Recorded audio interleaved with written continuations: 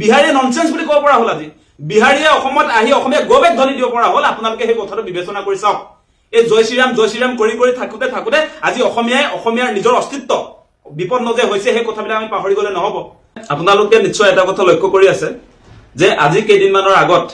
কাৰ্বি আংলঙত কাৰ্বি গৌৰৱ ধ্বনি দিলে আৰু যোৱাকালি আপোনালোকে নিশ্চয় দেখা পালে গুৱাহাটীৰ মাজমজিয়াত আৰ্যনগৰত অসমীয়া গৌৰৱ ধ্বনি বহিৰাগত বিহাৰীয়ে দিব পৰা হ'ল মানে এই যে অসমীয়া আজি চ্যালেঞ্জ কৰিব পৰা হ'ল বিহাৰীয়ে ইয়াৰ আৰত আচলতে কোন আছে কাৰ পৃষ্ঠপোষকতাত বিহাৰীৰ দপদপনি অসমত চলিছে সেই কথাটো আপোনালোকে বিবেচনা কৰি চাওক এই বিজেপি চৰকাৰ শাসনলৈ অহাৰ পাছত আপোনালোকে নিশ্চয় লক্ষ্য কৰিছে কেনেকুৱা ধৰণে আচলতে বহিৰাগত মানুহে অসমত দপদপনি চলাইছে সেই কথাটো আপোনালোকে নিশ্চয় লক্ষ্য কৰিছে আজি কেইদিনমানৰ আগত আমি পল্টন বজাৰত দেখিলো তাতো অসমীয়া মানুহক আচলতে তেওঁলোকে হাৰাশাস্তি কৰিছে সিদিনা ফেন্সি বজাৰত আপোনালোকে নিশ্চয় লক্ষ্য কৰিছে এগৰাকী যুৱতী মহিলাক কেনেকে আচলতে বহিৰাগতই কেনেকে অপদস্থ কৰিছে আপোনালোকে নিশ্চয় দেখা পাইছে মানে এই বিজেপি চৰকাৰৰ দিনত কোনো কাৰণতে অসমৰ খিলঞ্জীয়া মানুহ যে নিৰাপত্তা নহয় সেই কথাটো আপোনালোকে নিশ্চয় লক্ষ্য কৰিছে মানে তেওঁলোকৰ দপদপনি বিজেপিৰ পৃষ্ঠপোষকতাত যে বাঢ়িছে সেই কথাটো আপোনালোকে ভালকে ভাবি চাওক আগতে সেই কাৰবাৰ আমি দেখা পোৱা কেতিয়াও নাছিলো আগতে বহিৰাগত মানুহে অসমীয়া মানুহৰ ওপৰত হাত তোলা আমি দেখাই পোৱা নাছিলো আচলতে আমি প্ৰথমবাৰৰ কাৰণে দেখিলো যেতিয়া বিজেপি চৰকাৰ 2016 চনত শাসনলৈ আহিলে তেতিয়া চিলাপথাৰত সুবোধ বিশ্বাসৰ নেতৃত্বত আচলতে লংকাকাণ্ড সংঘটিত কৰা হৈছিল তাত আছুৰ কাৰ্যালয় লণ্ডভণ্ড কৰি দিয়া হৈছিল তাত আমাৰ স্বনামধন্য ভূপেন হাজৰিকা জ্যোতিপ্ৰসাদ আগৰৱালা বিষ্ণু ৰাভাৰ ফটো ফালি চিৰি আচলতে তেওঁলোকে কেনেকুৱা এটা পৰিস্থিতিৰ সৃষ্টি কৰিছিলে আপোনালোকে নিশ্চয় মনত ৰাখিছে মানে এই বিজেপি চৰকাৰ মানে বহিৰাগতৰ চৰকাৰ সেইটোহে মই বুজি পাইছো আমি দেখি আছো এই ঘটনাবিলাক যে বিজেপিৰ দিনত এই বহিৰাগত বিলাকে নিজকে আচলতে মালিক বুলি বিবেচনা কৰে আৰু আমাৰ অসমীয়া খিলঞ্জীয়া মানুহক তেওঁলোকে লেবাৰ আচলতে আমাৰ মানুহবিলাকক তেওঁলোকে মানে লেবাৰ হিচাপে তেওঁলোকে গণ্য কৰে আমাৰ মানুহক কোনো ধৰণৰ দৰত এই মানুহবিলাকে নকৰে কোনো ধৰণৰ দায়বদ্ধতা যে অসমৰ খিলঞ্জীয়া মানুহক যি ধৰণৰ ৰেসপেক্ট তেওঁলোকে দিব লাগে যি ধৰণৰ সন্মান তেওঁলোকে দিব লাগে সেই সন্মান কেতিয়াও বিহাৰীয়ে নিদিয়ে কালি হোৱাট ননসেন্স বুলি কৈ দিছে আমাৰ এই হালৈ উপাধিৰ মানুহজনক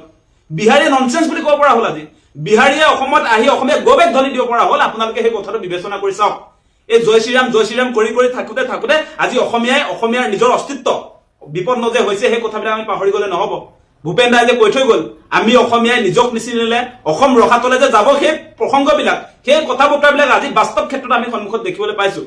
গতিকে আমি এতিয়া এই যে ভাৰত মাতা কি জয় বুলি যে আমি এই বিজেপিয়ে যে শ্লোগান আউৰাই থাকিবলৈ যে দিয়ে আমাক ভাৰত মাতা কি জয় বন্দে মাতৰম জয় শ্ৰীৰাম কৰি আমি হিন্দু হবলৈ গৈ এতিয়া আমি অসমীয়া বিলাকে আচলতে মাৰ খাবলগীয়া হৈছে সেইটোৱে হৈছে এতিয়া হিন্দু বুলি কৈ এতিয়া আমাৰ অসমীয়া মানুহক তেওঁলোকে মাৰপিট কৰিবলৈ আজি প্ৰতিটো মুহূৰ্তত আপোনাৰ কোনো ধৰণৰ কুণ্ঠাবোধ কৰা নাই কোনো কেৰেপে কৰা নাই আপোনালোকে নিশ্চয় লক্ষ্য কৰিছে গতিকে এই মুহূৰ্তত অসমীয়া মানুহে এটা কথা আচলতে সকিয়াই দিব লাগে যে বিজেপি চৰকাৰ সকিয়াব লাগে এইকেইটা এই বিজেপি মানুহবিলাকে এটা নতুনকে আচলতে নীতি শিক্ষা দিবলৈ আহে যে কোনোবা মানুহৰ বেলেগ কোনো পৰিকল্পনা কেৱল বিজেপিৰ আছে তেওঁলোকৰ ছত্ৰছায়াত তেওঁলোক যে আপোনাৰ এই বিহাৰী মাৰোৱাৰী যিবিলাক বহিৰাগত যিবিলাকে অসমীয়া হ'ব পৰা নাই অসমত থাকি সেই মানুহবিলাকৰ বেকগ্ৰাউণ্ডত এই বিজেপিৰ মানুহবিলাক থকাৰ কাৰণে তেওঁলোকে দপদপাই আছে অসমত এই বিজেপি চৰকাৰখনৰ কাৰণে যে আমাৰ অসমৰ খিলঞ্জীয়া মানুহবিলাকে এতিয়া মাৰ খাবলগীয়া হৈছে প্ৰতিটো মুহূৰ্তত সেই কথাটো আপোনালোকে বিবেচনা কৰি চাব বিজেপি মানে মই সেই কথাটোৱে বুজি পাওঁ যে বহিৰাগতৰ চৰকাৰ এখন আচলতে বহিৰাগতৰ চৰকাৰ এতিয়া সেই গুপ্তা উপাধিৰ মানুহ এজনকতো আপোনাৰ গুৱাহাটীৰ মাজমজিয়াত বিধায়ক বনাই পেলালে আজি হাৰিয়ানাৰ পৰা মানুহ আহি ইয়াত অসমততো কেবিনেট মন্ত্ৰী হৈ যায় আজি অসমৰ ভৱিষ্যত নিয়ন্তা আজি অশোক সিংঘাল সমষ্টি ডিলিমিটেশ্যন কৰাৰ তেওঁৰ ওচৰত পাৱাৰ থাকে অসমৰ খিলঞ্জীয়া মানুহৰ হাততো সেই ক্ষমতাটো নাথাকে আজি অসমৰ কোনোবা শৰ্মা দাস গগৈ কোনোবা এজন বিহাৰত আপোনাৰ কেবিনেট মন্ত্ৰী হৈ তাত ডিলিমিটেশ্যন কিবা কৰি আছেগে নেকি সমষ্টি পুনৰ নিৰ্ধাৰণ বিহাৰত কৰিব পাৰিছেনে আজি আপোনালোকে দেখিব গুৱাহাটীত চাব গুৱাহাটীৰ মূল যিবিলাক চেণ্টাৰ সেই চেণ্টাৰবিলাক আজি বহিৰাগত মানুহৰ কবলত গুচি গ'ল তেওঁলোকৰ আণ্ডাৰত গুচি গ'ল এতিয়া অসমৰ নিজৰ বুলিবলৈ একো নাইকিয়া হৈছে মেইন জেগাবিলাকত এতিয়া আচলতে এই বহিৰাগতই কব্জা কৰি পেলাইছে গতিকে ইয়াৰ পৃষ্ঠপোষকতা বিজেপি চৰকাৰখনে কৰিছে গতিকে আমি অসমবাসী ৰাইজে যদি সাৱধান নহওঁ তেনেহলে অনাগত ভৱিষ্যত সময়ত ইয়াতকৈ এটা ভয়াৱহ পৰিস্থিতি যে আহিব সেই কথাটো স্পষ্ট